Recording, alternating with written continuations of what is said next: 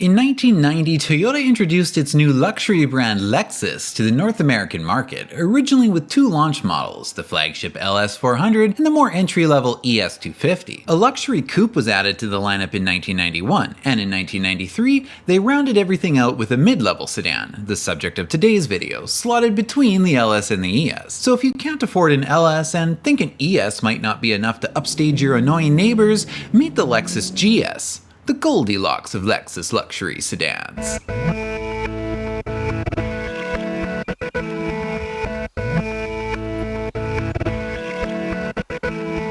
Manufactured at Toyota's Chihara assembly plant in Japan and sold domestically there as the Toyota Aristo, back home, the Aristo could be obtained with the turbocharged 2JZ from the Supra or even the 1UZ V8 paired with Toyota's all-track all-wheel drive system. Very cool powertrain options, but in North America, the Lexus branded GS300 came exclusively with the naturally aspirated 220 horsepower 2JZ shared with the SC300. Unlike the SC300 though, the only transmission available was a 4-speed auto. Bogus. The first generation GS had a pretty understated design. Unlike some of the later generations, which I think have pretty timeless looks, the first gen is, well, it's the vanilla flavor of the lineup, we'll say. Now, Toyota actually commissioned Italian design and engineering company Italdesign Giugiaro to design the exterior bodywork, and I'm not saying I don't like it, I'm just saying it's a little plain Jane. But maybe that's because in my head I'm comparing it to what would come later. In 1991, when the first model year of the Toyota Aristo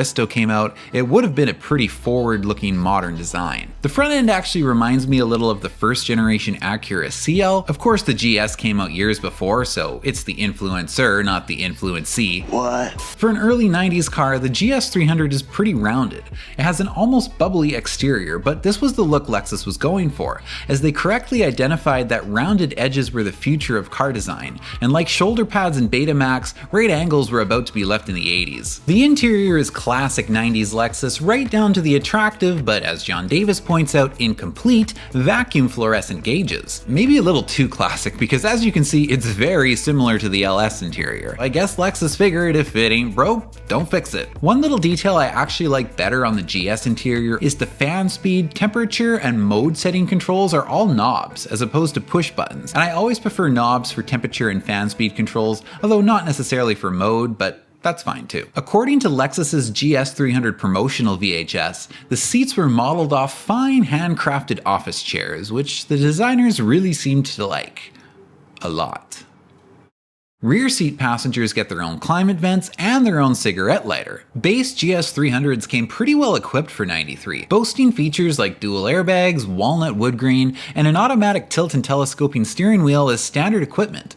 Optional packages were a 12 CD changer, leather interior, a premium sound system, power moonroof, heated seats, and traction control. The first gen GS would be sold until the 97 model year, with the only update being a pretty minor one for the 96 year, with the GS receiving a new 5-speed automatic transmission, a new trunk lid that was body colored in between slightly updated taillights, and repositioned GS300 badging. I personally like the original rear end a little better, but let me know what you think. With double wishbone and a slightly firmer suspension setup over the LS, the handling of the GS was one of its strong points, and the GS was a pretty heavy car to be powered by a 6-cylinder, especially with an auto, so acceleration times were not as impressive. If only we could have gotten the Aristo's powertrain options. The first gen GS really is a nice car, but at a price of over $37,000 in 1993, which translates to over $70,000 today, you probably only saw them in the more affluent neighborhoods back then. Yo, where my wasps at? As for now, I don't even remember the last time I saw a first gen. Where are they all? Well, they didn't sell a whole lot of them. Bogus. But don't worry,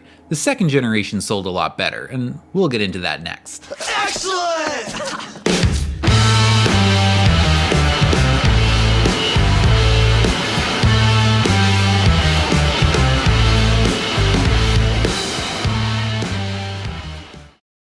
Some may say that the first generation GS300 was a little too reserved in its styling. Like, it was a nice car, but not likely to turn many heads in your gated community. And if I'm gonna spend $70,000 adjusted for inflation, well, I want my neighbors to know it.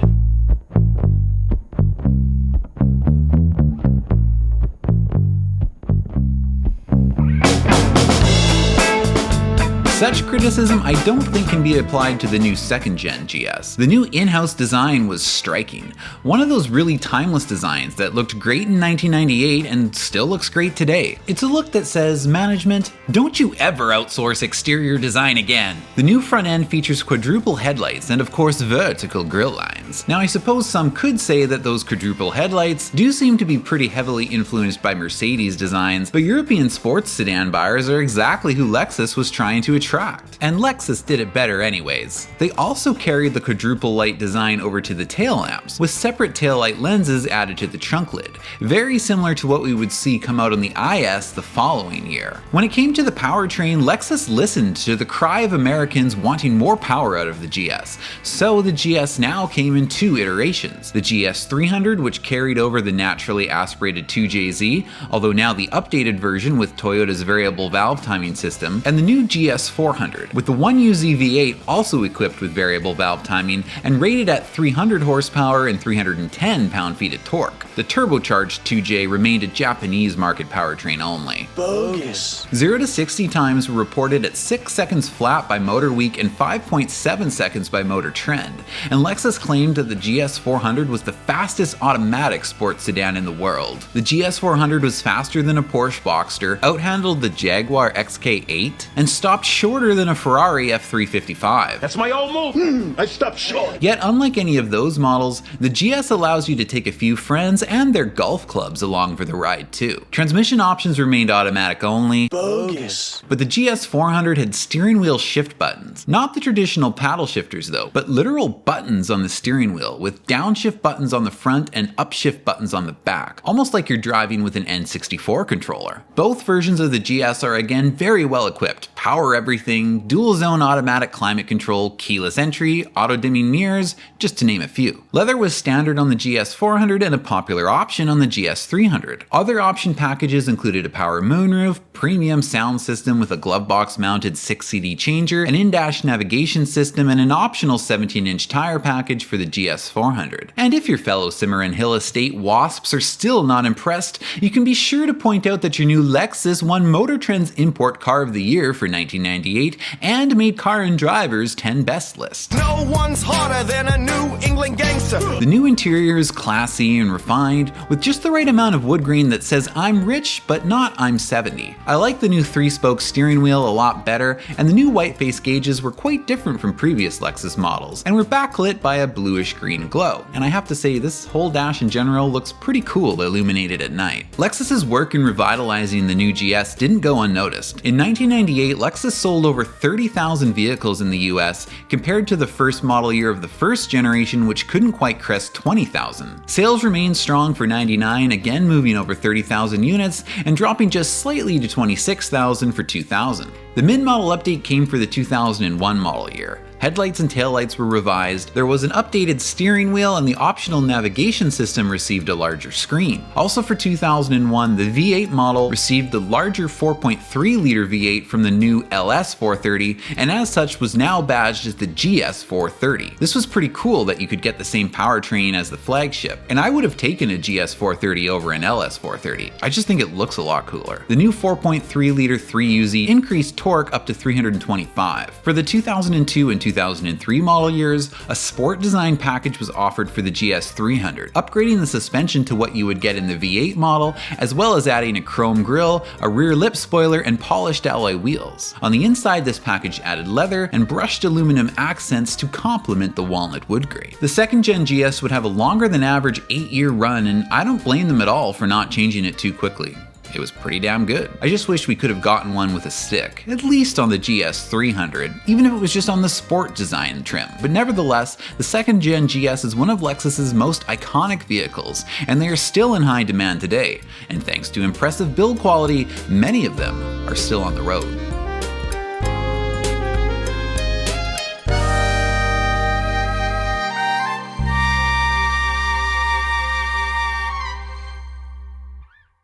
It's 2006. Remember when your Facebook status had to start with the word is? Chris is bored at school. Chris is failing his midterm. Chris is watching the rich kids drive to school in their Lexus.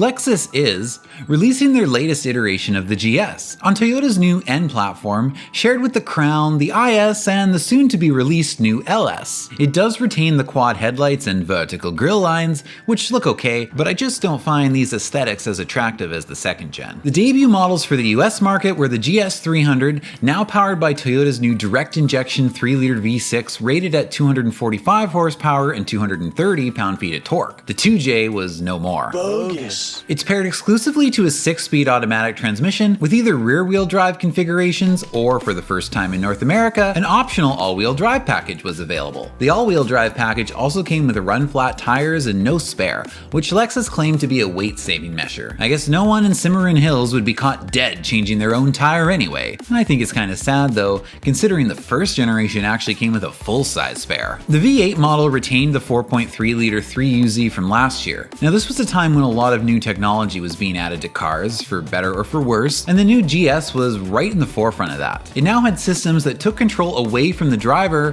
all in the name of safety. The heart of Lexus's new computerized vehicle management system was called VDIM, which stands for Vehicle Dynamics Integrated Management. This system monitors a multitude of inputs and sensors, and if you push the car too hard, it will take over partial control, applying brake pressure, cutting throttle, and even altering steering input to get you back on track. The point of this system is to anticipate a loss of control rather than react to it and intervene before it happens. That's it, give me the wheel. Go to hell! Lexus's pre-collision system, which could detect imminent collisions with a radar and reduce vehicle speed to lessen impact severity, was an available option. Now let's talk about the interior. My favorite part of it are these new aluminum face gauges. I think they look really cool. The brightness of the gauges is automatically adjusted, driven by a sensor in the rear window that detects the amount of light entering the cabin, ensuring the instruments remain clearly visible in all light conditions. Lexus calls this their Electronic Chromatic Device System, or ECD.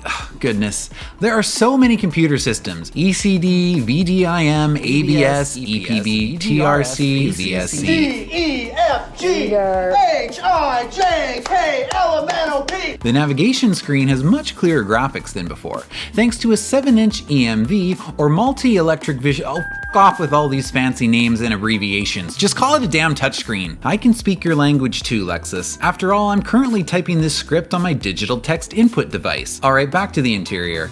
You know that area to the lower left of the steering wheel where manufacturers like to shove a whole bunch of miscellaneous controls so you can't really even see them while you're driving? Well, Lexus took that to the extreme. And just look at all this interior lighting. Footwell lighting, puddle lights, 4 overhead lights, there's even a spot lamp that illuminates the steering wheel. And I'm quoting from the Lexus brochure here, guiding you where to place your hands. Oh, there it is. The rest of the interior is as you would expect. Leather, luxurious, packed with every power option and creature comfort you can think of, and accented with dark wood grain. In 2007, a hybrid model joined the lineup, badged the GS 450H. The powertrain was a 3.5-liter 2GR V6 paired with an electric motor and a CVT transmission for a combined output of 340 horsepower. Also for 2007, the V6 model was updated, now badged the GS 350, as the V6 engine was now a 3.5-liter and horsepower was up to 303 and 274 pound-feet of torque. For 2008, the V8 engine was updated, now a 4.6-liter with dual intelligent variable valve timing and electronic intake valve timing. As you probably guessed, it's now badged the GS 460. 2008 was also the cosmetic refresh year. The front end was updated with more pronounced chrome around the grille, and there was a new front bumper. Minor revisions to the interior included a new steering wheel and revisions to the center controls and gauges, but I can't seem to see what's different about the gauges, so maybe someone can tell us in the comments. They also added turn signals to the side view mirrors. This generation would be produced until the 2011 model year, making it a 6-year run.